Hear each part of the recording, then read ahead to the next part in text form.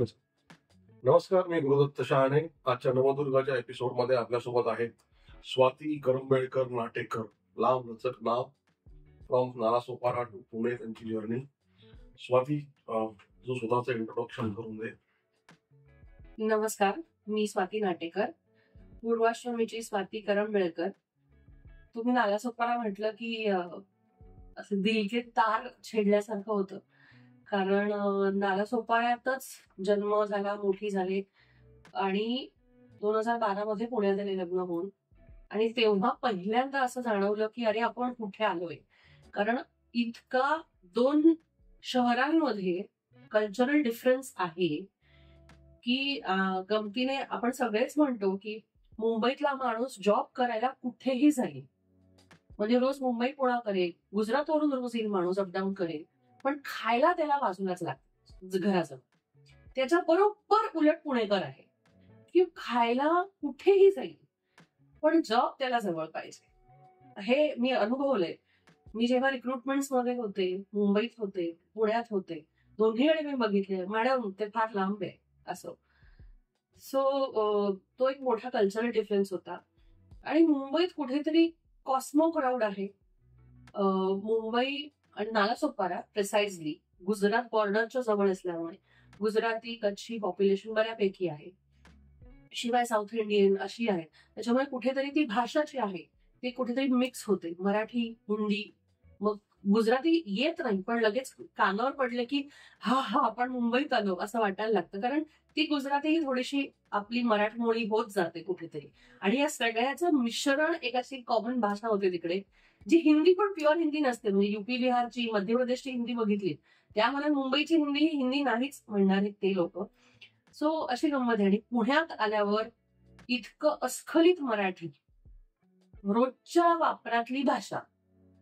मला सुरुवातीला थोडा त्रास झाला की अरे काय चाललंय आपलं, आपल्याला जमणार की नाही, कारण मुंबईत ट्रेनमध्ये ट्रॅव्हल करणं, वेस्टर्न लाईन, सो तिकडे सगळ्याच शब्दांचा वापर होतो, रादर करावा लागतो. आणि मग पुण्यात आल्यावर अरे बाप रे, आपल्याला जमणार आहे का हे, कारण बाईक चालवणं किंवा ट्रेन्स नाही, पब्लिक ट्रान्सपोर्ट त्यावेळेला बऱ्यापैकी कमी होता जिकडे आम्ही राहत होते.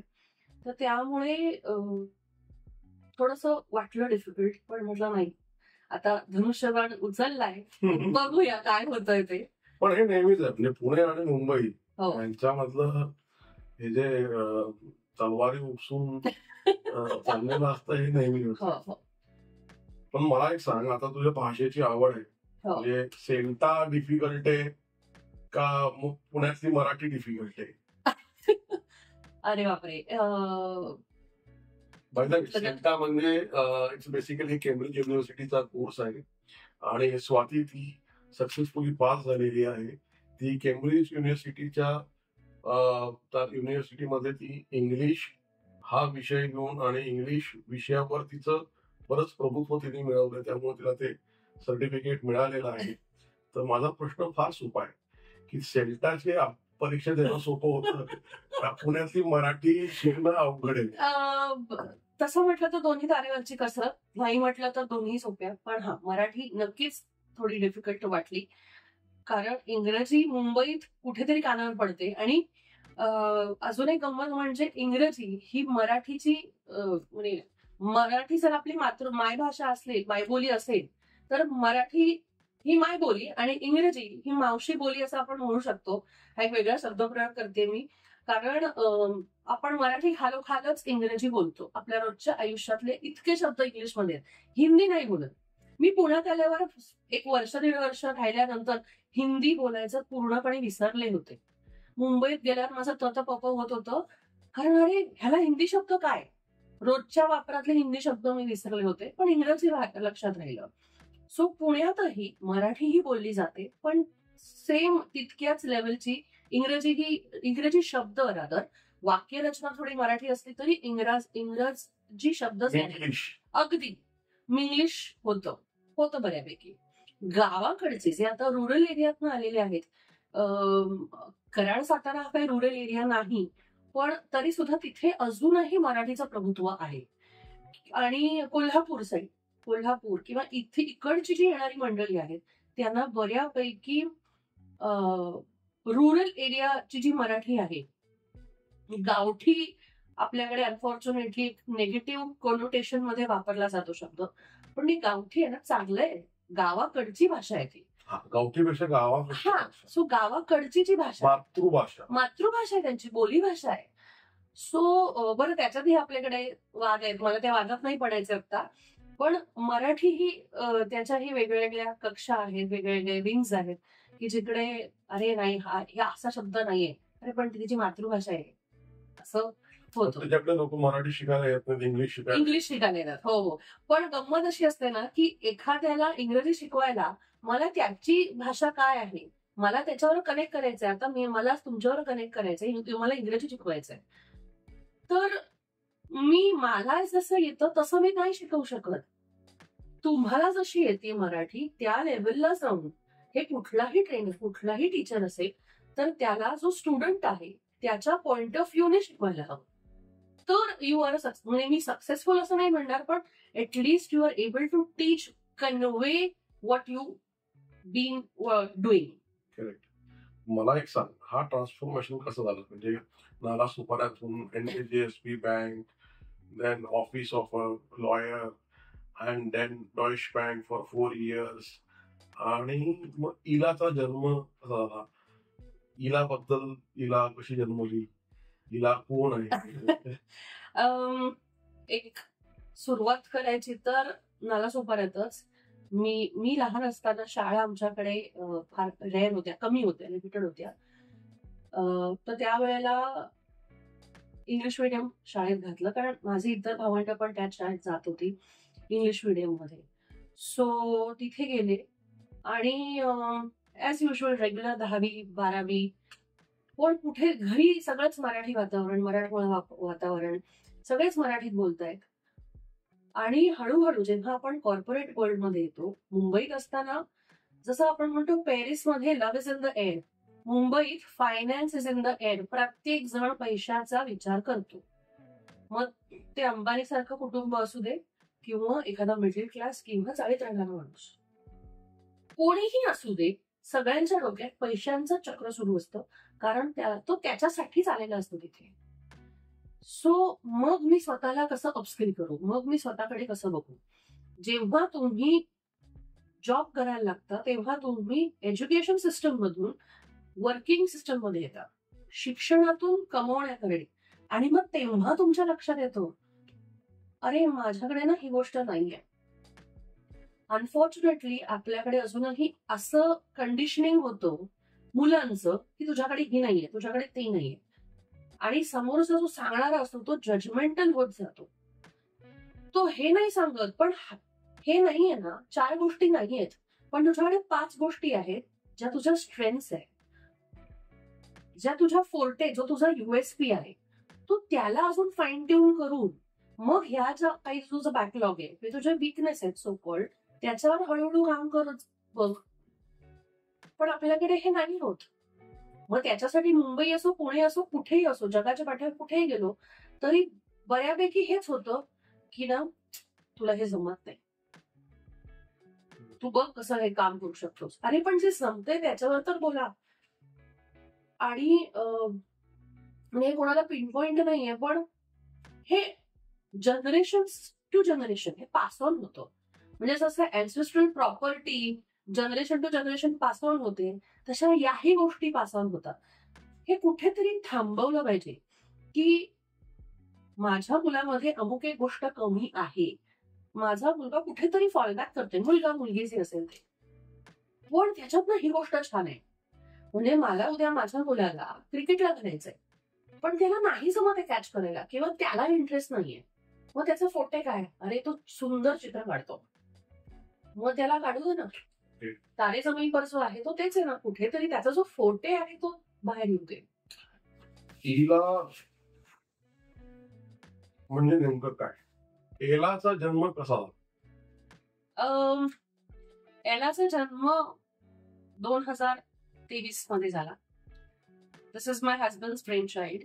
की मी कुठेतरी काहीतरी लॉकडाऊन नंतर करायचं, कारण आधी मी स्पीच अँड ड्रामा ट्रेनर होते, टीचर होते, आणि त्याच्यानंतर लॉकडाऊन. मग I have my personal things to take care of.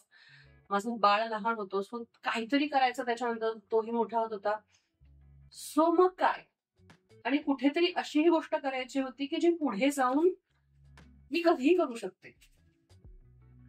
So job करायचा नाही, जॉब करायचा नाही, कारण कुठेतरी फॅमिलीला वेळ देणं गरजेचं होतं.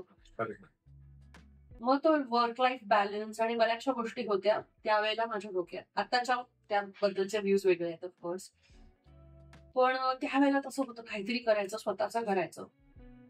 आणि मग तिथून एलाचा जन्म झाला की मुळात ड्रामा हा आपल्या लाईफमध्ये आहेच. सो आणि इमोशन्स तर आपले सगळ्यांनाच आहे. So why not do something with that. Life स्किल्सची सगळ्यांना गरज आहे. Basic life skill is communication.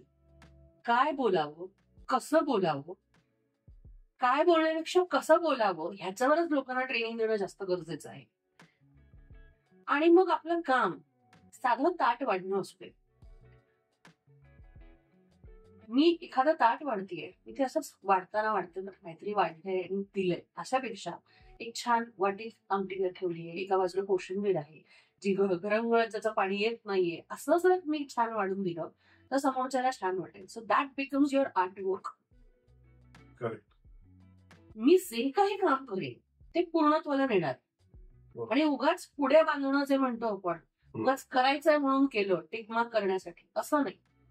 इमानीद्वारे मग मला 2 दिवसाचे 4 दिवस लागले तरी चालेल, पण माझं फुल अटेन्शन त्या गोष्टीला असेल.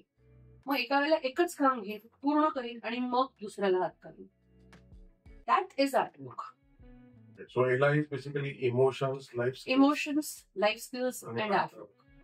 Again, art work म्हणजे तुमचं काम, not restricting it to the other art forms. Whatever you do, yes, you do it best, do it better way. रांगोळ्या मारल्या तरी चांगल्या रांगोळ्या मारल्या आणि त्यातून चांगलं चित्र कलाकृती निर्माण झाली तर that becomes a art. Otherwise चित्र काढायला गेलो माझ्यासारख्या माणसाने आणि किती चित्र काढलं तर ते शेवटी रेघोट्यात मांडल्या जातात. So it should not happen. Correct. मला अजून एक फक्त तो प्रश्न आहे की तू हे जे विद्यार्थ्यांना शिकवतेस इमोशन्स, आता म्हणतात की EQ is more important than IQ, कारण IQ साठी आपल्याकडे ChatGPT आलेलं आहे, आपल्याला मेमोराईज काही करायची गरज नाही, पण emotional question is steel required. Life skills of course is more important, कारण त्या तुम्ही आयुष्यभर तुमची मेमरी जरी गेली तरी तुम्हाला त्या मसल मेमरी मध्ये असतात आणि ते व्यवस्थित करणं. आत्ताच्या न्यूक्लिअर फॅमिलीमध्ये हा एक मोठा प्रॉब्लेम आहे कम्युनिकेशनचा.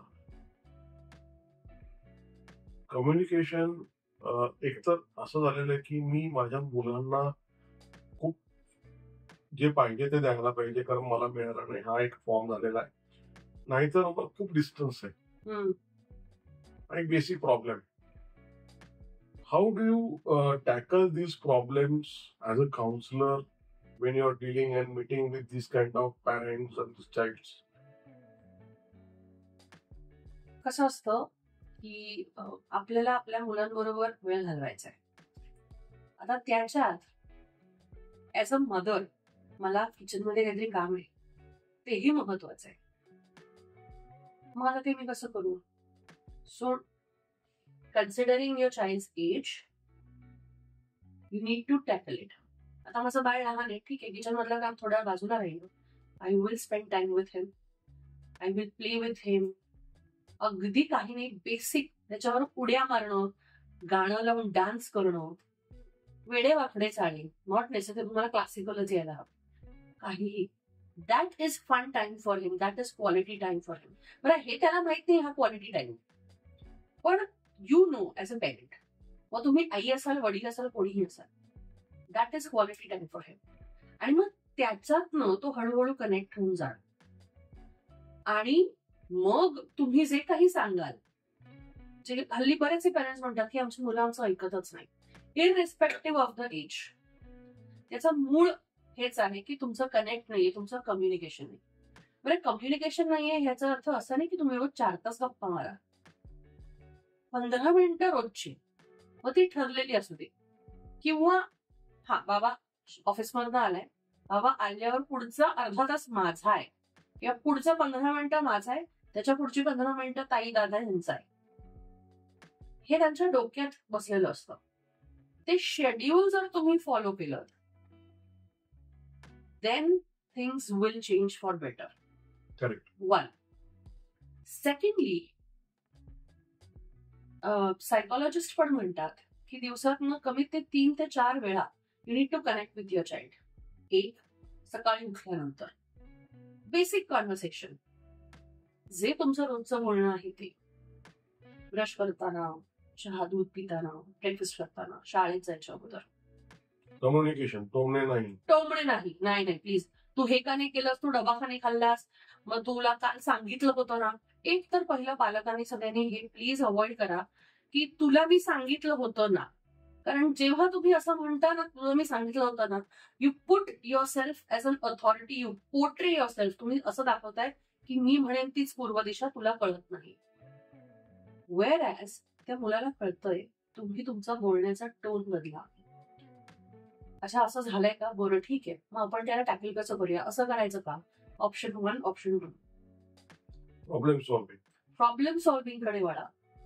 You should look at the parents as a, okay, my problems are there. Because inevitable problems असतात आयुष्यामध्ये. पण हा प्रॉब्लेम आल्यानंतर मी घरी घेऊन मला ओरडा बसणार नाही, मला सोल्युशन मिळेल. एक्झॅक्टली. सो एक, सकाळी उठल्यावर बोलायचं. दुसरं, शाळेतनं आल्यावर. ऑफकोर्स आता सगळ्यांनाच मूळ जेव्हा घरी येतं शाळेतनं त्यावेळेला पालक अवेलेबल असतातच असं नाही. बऱ्याच वेळेला मुलं डे केअर मध्ये जातात किंवा संध्याकाळी येतात त्यावेळेला आई वडील कुठेही बाहेर गेले असतील. मग त्यावेळेला ज्या वेळेला त्याच्यानंतर तुम्ही भेटता मुलांना, पाळणाघरातनं आणायचं आल्यावर, तेव्हा एक 5 ते 10 मिनिटं तेवढंच मुलांना हवे असतात तुम्ही. कारण ती दिवसभराचं जे काही झालंय ते त्यांना सांगायचं असतं. किंवा ऍटलिस्ट इम्पॉर्टंट गोष्ट, आई आज ना अनिशचा प्रश्न झाला होता. का रे, त्याच्या तोंडाला दहीच लागलं होतं. ही आपल्यासाठी फार कॉमन गोष्ट आहे, छोटी गोष्ट आहे, पण त्या मुलासाठी ही खूप महत्वाची गोष्ट आहे. वर्गात काहीतरी झालंय आणि माझ्या आईला येऊन सांगितलंय. करेक्ट. आणि आईलाच नाही, घरात त्यावेळेला जी कोणी मंडळी आहेत त्या प्रत्येकाला तो जाऊन सांगतोय. पण त्यावेळेस आपण त्याला अटेन्शन दिलं पाहिजे. एक्झॅक्टली. त्याला तुम्हाला फार वेळ द्यायचा नाहीये, तुमचं लिसनिंग स्किल्स वाढवायचं त्याला. अफर्मेटिव्हली. एकदम ती वेळ शाळेतनं आल्यावर, डे केअर मधनं आल्यावर आणि रात्री झोपताना, मुलांना झोपवताना, या 3 वेळा जरी पाळल्या मोर देन इनफ. ऑफकोर्स याच्या व्यतिरिक्त वीकेंड टाइम म्हणून जो असतो की त्या वेळेला एखादा वीकेंड तुम्हाला घरातलं काम आहे, साफसफाई आहे आणि मग तुम्हाला मुलांनाही वेळ द्यायचा आहे. Include the child in what you do. हे आपणच हे साफ करायचे ना खिडकी, तू आणि मी मिळून, हा, बाकी कोणाला नको. काय करणार तुम्ही, पार्टिसिपेशन. हा, इन्व्हॉल्विंग देम. मग त्यांनाही एक सेन्स ऑफ अचीवमेंट येतो की मी माझ्या बाबाला मदत केली, मी पंखे पुसायला बाबाला मदत केली, मी गादी घालायला बाबाला मदत केली. Portray as if you are taking their help, and in reality you are taking their help. Correct. पण ते असं दाखवा की मला तुझी गरज आहे. तुम्ही जेव्हा या मोड मध्ये जाताना, मी हे सांगितलंय हे एवढंच केलं पाहिजे, समोरचा काही करणार, you are becoming bossy just because the other person is a child. जेव्हा तुम्ही बॉस मोड मध्ये जाता, तुमचे एम्प्लॉईज पण ऐकत you have to have a softer tone. मग why not with your child. जेव्हा तुम्हाला वाटतं की तुमच्या मुलांनी ऐकलं पाहिजे, तुम्ही किती ऐकताय, how much ear are you giving them, म्हणजे तुम्ही तुमच्या मुलांना किती कान देताय, महत्वाचं आहे. So now coming back to your original question की मुलांना कसं हँडल करायचं. एक तर काही पॅरेंट्स खूप स्ट्रिक्ट होतात की स्ट्रिक्टनेस मध्ये नाही, मी हे सांगितलंय, हा एवढा अभ्यास आहे, हा करून ठेवायचा. इथे तुमचा टोन होतो बॉसी. ओके, आईने सांगितलंय. For example, if the child is obedient out of fear, आई ओरडे मारेल जे असेल ते, जो काही तुम्ही त्याच्यावर स्ट्रिक्टनेस साठी फॉलो करतो ते करतो, but that is out of fear. इथे मी रिस्पेक्ट पण आणत नाहीये. What you want the child to do is listen to you. की हा आपल्याला आता हा अभ्यास करायचा आहे, तू कर आणि मला दाखव. त्यांनी तुम्हाला अटेन्शन दिलं पाहिजे, तुम्ही त्याला अटेन्शन बरोबर द्यायला पाहिजे. एक्झॅक्टली. सो जेव्हा मूल शाळेतनं येतो त्यावेळेला जर तुम्ही असाल तर well and good, if you are available, की हा बाबा ही वेळ मला मुलांसाठी द्यायची आहे. आणि मग त्यावेळेला तुमचा फोन बघणं, मला 2 मिनिटं ते मी मेसेज बघतेय, नाही करायचंय. त्यावेळेला तुमच्या मित्राचा, ऑफिसमधनं कोणाचाही फोन आला, I am sorry, I am busy with something, असं आपण कितीतरी वेळा सांगतो इतर लोकांना. Why not do it with your child? तुम्ही you are setting a stage for the child की when I am doing a particular thing, important. Exactly, तेही फोकस मध्ये आहे. एखादी गोष्ट करते ते महत्वाचं आहे. सो त्यावेळेला इनडिरेक्टली तुम्ही त्यांना हेही सांगताय की एक गोष्ट करताना हे, आणि दुसरी गोष्ट, you are important in my life. Correct. असं बरेचदा होतं की आम्हाला मिळालं नाही, त्यामुळे आम्ही आमच्या मुलांना देतो. ठीक आहे, म्हणजे हा एकदम कॉमन आहे. 90s मिलेनियल पॅरेंट्स जे आहेत, may be out of their family background or a joint family, or maybe some financial stresses that time they have faced with their parents. आता त्यांना ऍक्सेसेबल आहे. आम्हाला दिलं नाही, मग आम्हाला 2-4 रेस. गेम कुठला पाहिजे, हा घेऊन टाक. कुठलं वाद्य शिकायचं, हे वाद्य पाहिजे, घेऊन टाक. So we become so much available, or things become so much available to them. So this is disturbing their way of looking at the life and priorities. Right. हो. ह्याला एक कसं बघूया आपण की 90s ची मुलं आहोत आपण सगळेच, आपली जनरेशन, मिलेनियल्स, आपल्याही आधीची जनरेशन, त्यांनाही असंच वाटलं मला जे मिळालं नाही ते माझ्या मुलाला पालण्याला द्यायचंय, मुलगा मुलगी. आणि मग त्यांनी काही गोष्टी केल्या ज्या त्यांना जमत होत्या, ज्यांना जमल्या त्यांनी सगळ्याच केल्या. पण what was important is your time. ज्यांच्याकडे नाहीये ते बिचारे काय करू शकतील? सो मग त्यांनी काय दिलं असेल त्यांच्या मुलांना? मला हे जमत नाहीये. त्यांनी रियालिटी चेक दिला ना कुठेतरी, मला नाही जमत आहे बाळा तुला हे द्यायला, पण जेव्हा आपल्याला जमेल तेव्हा आपण नक्कीच करू. आणि मला आठवतंय जेव्हा आम्ही लहान होतो, ऑफकोर्स आईबाबांवर रोज असं चर्चा, राऊंड टेबल वगैरे असं नाही व्हायचं, पण जेवताना जे काही कॉन्व्हर्सेशन व्हायचं ते. आणि दिवाळीच्या सुट्टीत, कारण त्यावेळेला दिवाळीच्या 20-21 दिवस सुट्ट्या असायच्या, मे महिन्याची सुट्टी, वर्षातनं 2दा आम्ही सगळे, मी, माझा भाऊ, आई वडील, चौघं फिरायला जायचो मुंबईला. एक अख्खा दिवस आई बाबांबरोबर. And we use to look forward to that. कारण त्या दिवशी आई वडील, आई बाबा हे आमचेच असायचे. एरवी त्यांचं जे काही काम आहे त्याच्यात असायचे. ऑफकोर्स त्यावेळेला हे ते वेळ द्यायचा प्रयत्न करायचे, पण हे 2 दिवस आम्हाला माहिती होतं की आई बाबा आहेत आमच्या बरोबर, आम्ही जे सांगू. ऑफकोर्स जेवढं बजेटमध्ये आहे, एक लिमिटेड बजेट होतं, तेही मुलांना तुम्ही सांगितलं पाहिजे, हे माझं बजेट आहे. हा. सो आता सगळीकडे सुपरमार्केट झालेली आहेत. आता अशी आपल्या वेळेसारखी छोटी छोटी दुकानं नाहीये असं नाही, पण मेजॉरिटी मुलांना मॉल्सच माहिती आहेत किंवा सुपरमार्केट. सो तिथे गेल्यावर हा तुला काय हवं ते घे असं म्हणतो आपण, किंवा आपण त्याच्यावर तुला हे हवंय का, एकासाठी 4 ते 5 ऑप्शन्स मिनिमम आहेत. त्याच्याऐवजी you know what is good for your child. If possible त्याच्यातले 2 ऑप्शन्स द्या आणि सांगा की हे किंवा हे. Even if you have money for it. सगळ्या गोष्टी ऑन द प्लॅटर मिळायला लागल्या की लक्षातच येत नाही, अरे किती इझिली मिळालंय, किती कष्टाने मिळालंय. Hardship forward, very much important. So मध्ये तुम्ही पॅरेंट्स सोबत बोलता, तुमच्या विद्यार्थ्यांसोबत बोलता, इंग्लिश शिकवता, इंग्लिश शिकवता. इंग्लिश. काय फरक आहे? भारतात ऍक्च्युली इंग्लिश असं कोणी होतच नाही. इंग्लिशच्या ऐवजी इंग्लिश असं होतं. कारण आपण दुर्दैवाने किंवा अनफॉर्च्युनेटली एक भाषा सरळ कुठल्याही एकाच भाषेत बोलत नाही. मी स्कूलला चाललोय उदाहरण म्हटलं तर, तुझी बॅग कुठे आहे? 2 वाक्य. मी शाळेत चाललोय, तुझं दप्तर कुठे आहे? हे कन्फ्युजन आपणच कुठेतरी इनडिरेक्टली पास ऑन केले मुलांना. कारण मुलांना आपण इंग्लिश मीडियम मध्ये घातलंय. Of course no offence to any medium. मी स्वतः इंग्लिश मीडियमची आहे, माझा नवरा मराठी मीडियमचा आहे, माझा भाऊ मराठी मीडियमचा आहे. सो मला असं नाहीच म्हणायचं की मराठी मीडियम चांगली आहे नाहीये, दुसरा कुठला मीडियम चांगला आहे नाहीये. पण कमिंग बॅक, जेव्हा आपण इंग्लिश शिकतो तेव्हा आपण इंग्लिशच शिकायचंय. हा, त्याचा अर्थ तुम्ही मराठीत सांगा.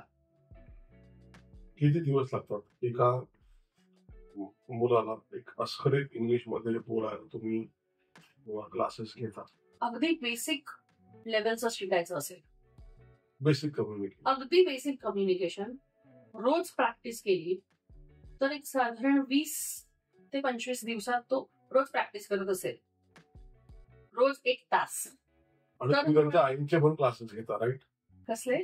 त्यांच्या आईंचे पण क्लासेस घेता मुलांच्या? कारण हो. इंग्लिश मीडियम मधला मुलगा आणि मराठी मीडियम मधली आई फार मजात आहे, मग गंमत होतं कॉन्व्हर्सेशन, कॉन्व्हर्सेशन होतं. तुम्ही आईला किती दिवसात इंग्लिश? आईला इंग्लिश शिकवायचं असेल तर साधारण 20 दिवस. कारण कुठेतरी आईच्या डोक्यात बाकीच्याही गोष्टी असतात. So complete focus. So 20 days ideally. I can communicate with अगदी अगदी इन इंग्लिश. म्हणजे रोज इमानीद्वारे केली तर कदाचित 17-18 दिवसांमध्ये पण होईल, पण एक 20 दिवस ऍव्हरेज. आणि हे तुमचे क्लासेस काय ऑनलाईन ऑफलाईन कसे? दोन्ही असतात. ऑनलाईन पण घेते मी, ऑफलाईन पण घेते. म्हणजे जे पुण्यामध्ये आहेत ते तुमचे ऑफलाईन क्लासेस अटेंड करू शकता, आणि जे पुण्याच्या बाहेर आहेत ते तुमचे ऑनलाईन क्लासेस अटेंड करू शकता. तर या एपिसोडच्या नंतर तुम्हाला खाली ह्याच्यामध्ये त्यांचा फोन नंबर, त्यांचा ईमेल आयडी त्याच्यामध्ये टाकला जाईल. तुम्ही डायरेक्टली त्यांच्याशी कॉन्टॅक्ट करू शकता. जितक्या काही इंग्लिश मीडियम मधल्या मुलांना शिकवणाऱ्या आया आहेत त्यांनी आवर्जून स्वातीशी गप्पा मारा. ती तुम्हाला मराठीत गप्पा मारेल आणि इंग्लिश शिकवेल, आणि त्याने तुमचं कम्युनिकेशन गॅप जो आहे मुलांमधला तो ऑटोमॅटिकली कमी होईल. ओके स्वाती, मला एक अजून विचारायचं होतं की इंग्लिश भाषा परसे जी आहे ती नुसती बोलणं आणि त्याच्यामध्ये आवाजाचा चढ उतार करणं, त्याला व्हॉइस मॉड्युलेशन, तू त्याचं पण हे घेतलेलं आहे, प्रशिक्षण घेतलेलं आहे. त्याच्याबद्दल सांगशील आम्हाला की काय असतं, काय ड्रामटायझेशन ऑफ कम्युनिकेशन? व्हॉइस मॉड्युलेशन आपण रोजच वापरतो घरी, रोजच्या वापरात नाही. जेव्हा आपण आपल्या आईशी बोलत असतो, लग्नानंतरचा उदाहरण देते, आपण आईशी बोलत असतो त्यावेळेला असं फोनवर हळू बोलतो. पण जेव्हा मुलांवर ओरडायची वेळ येते किंवा घरी बाकीच्यांशी, त्यावेळेला आपला पिच, आवाजाची पट्टी वेगळी असते, आणि प्रत्येकाबरोबरची साधारणपणे आपली बोलायची पट्टी ठरलेली असते. की जर आपल्याला माहिती आपलं मुलं ऐकत नाहीये तर अरे करतोयस ना, असा एक तो ठराविक आवाज जातो. पण जर आपल्यापेक्षा मोठे असेल तर अहो जरा हे कराल का प्लीज, पट्टीच बदलते. Again you are modulating the voice, तिकडेच आपल्या रोजचं आहे. सो तो मॉड्युलेशन आपण लक्षात घेतला पाहिजे की आपलं कुठल्या इमोशनवर आवाज कमी जास्त होतोय, कारण आपण इमोशन्सनीच बनलेलो आहोत. करेक्ट. सो इमोशन्स नसतील तर आपण माणूस म्हणून मग काय उपयोगच नाही. बरोबर. सो इमोशन्स प्रत्येकाला असतात, प्राण्याला पण आहेत, पण आपल्याला देवी देणगी आहे बोलण्याची, आणि आपलं जे काही कम्युनिकेशन होतं ते इमोशन्सच्या थ्रू, इमोशन्स आपण मेन मशीन म्हणू शकतो, की गाभा येतो, त्याच्यामुळे आपलं पुढे कम्युनिकेशन होतं. स्वाती, तुम्ही हे जे व्हॉइस मॉड्युलेशन आणि हे जे शिकवता, हे शिकल्यानंतरच्या संधी काय आहेत? तुमच्याकडून शिकल्यानंतर त्यांना कशा प्रकारच्या नोकऱ्या किंवा कशा प्रकारचे जॉब्स किंवा कशा प्रकारची ते कामं घेऊ शकतात? स्पेसिफिकली व्हॉइस मॉड्युलेशन म्हटलं तर डबिंग, ई लर्निंग प्रोजेक्ट्स आहेत, व्हॉइस ओव्हर्स आहेत. आपल्याकडे पुण्यात अनेक स्टुडिओज आहेत की जिकडे अशी भरपूर कामं येतात. ओके. यू कॅन अप्रोच, तुमची एक CD बनवू शकता तुम्ही तिथे. आणि वेगवेगळे फॉर्म्स आहेत. उदाहरणार्थ, मला इलेक्शन्सच्या वेळेला नारे द्यायचे आहेत, मला बातम्या सांगायच्या आहेत, मला एखादी छान गोष्ट सांगायची आहे, रेडिओवर बोलायचंय किंवा रेडिओवरची ऍडव्हर्टाईज सांगायची आहे. शिक्षकांना पण याचा फायदा होऊ शकतो जेव्हा ते विद्यार्थ्यांना शिकवतात एखादी पर्टिक्युलर गोष्ट. म्हणजे असं मला वाटतं की आमच्याकडे एक सर होते, इतिहास शिकवायचे. तेव्हा ते इतिहास शिकवायचे तेव्हा ते तानाजी मालुसरे व्हायचे, ते शिवाजी महाराज व्हायचे. ते फक्त आवाजावरून त्यांचं हे सगळं चाललेलं असायचं. मला वाटतं की कुठेतरी शिक्षकांना किंवा मुलांशी बोलताना सुद्धा आपण कसा आवाज वगैरे चढ-उतार करतो, त्याच्यामध्ये सुद्धा याचा फायदा होऊ शकेल. अगदी. सो आता मी जे सांगितलं ते सगळं आवाजाशी रिलेटेड आहे. पण त्याच्या व्यतिरिक्त जे दुसरे आहे, जसं तुम्ही म्हणालात शिक्षक, टीचर्स, सगळे टीचर्स इररिस्पेक्टिव्ह ऑफ द एज, सर्व प्रकारचे शिक्षक आणि सेल्स पर्सन,